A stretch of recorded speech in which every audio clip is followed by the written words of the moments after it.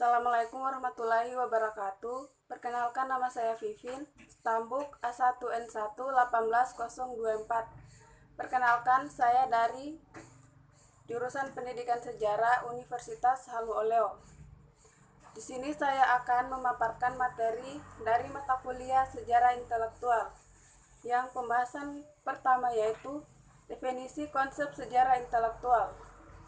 Sejarah intelektual adalah ilmu pengetahuan abstrak dan pemikiran yang berkembang dari masa ke masa. Setiap zaman atau periode tertentu memiliki pemikiran yang khas atau berbeda dari periode yang lain.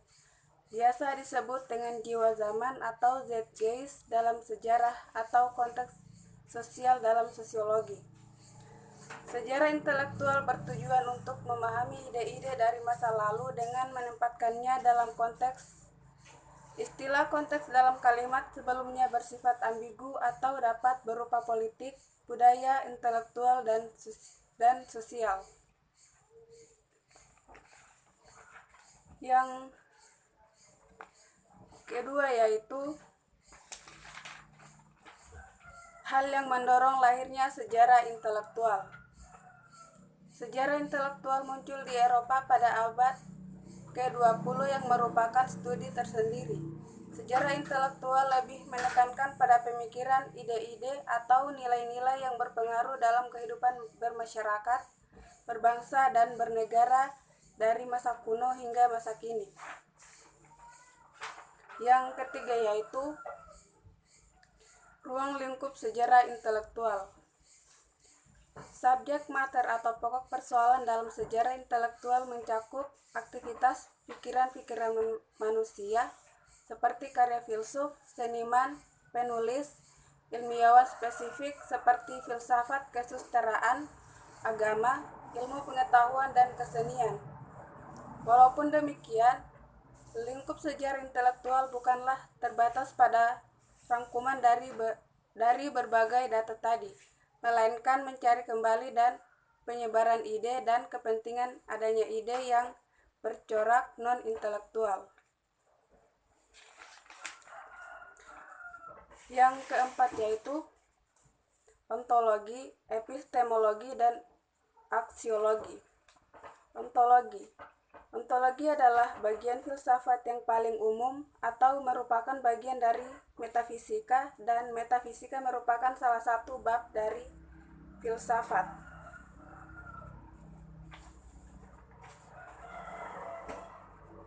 Berikutnya epistemologi. Epistemologi merupakan ilmu yang membahas tentang teori. Objek telaah epistemologi adalah mempertahankan bagaimana sesuatu datang, bagaimana kita mengetahuinya, bagaimana kita membedakan dengan lainnya. Jadi berkenaan dengan situasi dan kondisi ruang serta waktu mengenai sesuatu hal. Selanjutnya yaitu aksiologi. Landasan dalam tatanan aksiologi adalah untuk apa pengetahuan itu digunakan, bagaimana hubungan penggunaan ilmiah dengan moral etika, bagaimana penentuan objek yang diteliti secara moral, bagaimana kaitan prosedur ilmiah dan metode ilmiah dengan kaidah moral. Materi yang kelima yaitu wahyu ilahi dan supranatural. Dei Verban atau konstitusi dogmatis tentang wahyu ilahi adalah salah satu dokumen utama dari Konsili Vatikan II yang memiliki pokok-pokok mendasar mengenai sumber ajaran dan tindakan gereja. Dan sumber itu adalah wahyu ilahi atau penyikapan diri Allah sendiri kepada manusia. Supranatural. Adi kodrati atau supranatural adalah sebutan untuk kejadian yang tidak bisa dijelaskan dengan hukum alam atau beberapa di atas dan di luar alam. Adi kodrati sering dikaitkan dengan paranormal atau okultisme. Hal ini berbeda dari konsep tradisional dari beberapa agama seperti Katolik yang menggunakan mukjizat merupakan adi kodrati. Materi yang selanjutnya yaitu pemikiran intelektual pra-Sokrates di Yunani.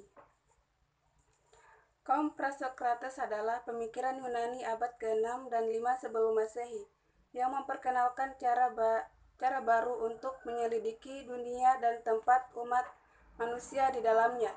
Mereka dikenal di zaman dahulu sebagai filsuf dan ilmuwan pertama dan tradisi barat.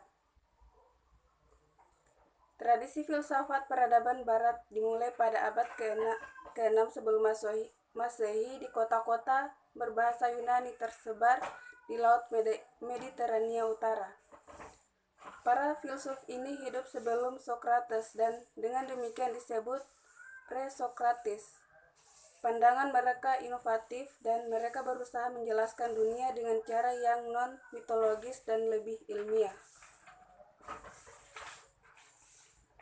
Materi yang selanjutnya yaitu pemikiran intelektual masa Sokrates di Yunani.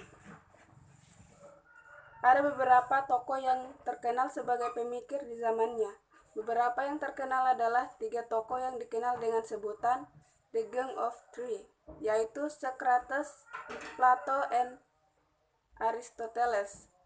Ketiga orang inilah dianggap berperan besar dalam membentuk pola pikir barat atau Western mind. Socrates menekankan pentingnya argumentasi dan pemikiran kritis dalam berpikir. Plato menekankan perlunya untuk selalu mencari kebenaran dan mempertahankan pemikiran kritis.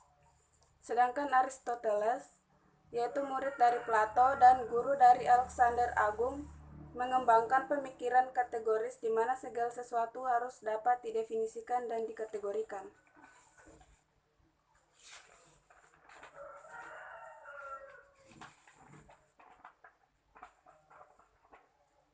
Pembahasan yang ke-8 yaitu pemikiran intelektual masa Helenisme di Romawi. Pemikiran filsafat Helenisme adalah filsafat Yunani untuk mencari hakikat sesuatu, untuk sebuah pemikiran, untuk mencari sebuah kebenaran yang terjadi pada masa Yunani kuno, yaitu pada masa Alexander the Great, Alexander Agung yang mengembangkan peradaban Yunani dengan peradaban Timur. Yang materi ke-9 yaitu syarat pemikiran di Cina. Pemikiran Cina adalah pemikiran yang berkembang dan menjadi salah satu wajah peradaban Cina. Ia menjadi cara pandang masyarakat Cina mengenai realita dirinya, alam dunia, dan bagaimana mereka memahami kekuasaan yang ucap kali disebut dengan Tilen. Lewat karakternya yang rasional, pemikiran Cina menggabungkan beberapa hal, baik yang masuk akal maupun tidak masuk akal. Dalam beberapa keutuhan atau wall yang dinamis, karakter lain dari pemikiran Cina adalah sifatnya yang halus dan rumit, yang membangkitkan dugaan yang amat salah ketika ia sekedar dinilai gaib, tidak dapat dimengerti dalam pemikiran yang serba logis dan rasional. Bangsa Cina meyakini adanya realita dasar yang menjadi dasar dan menyatukan begitu banyak benda dan peristiwa. Sekian materi dari saya. Wabillahi taufiq wal hidayah. Wassalamualaikum warahmatullahi wabarakatuh.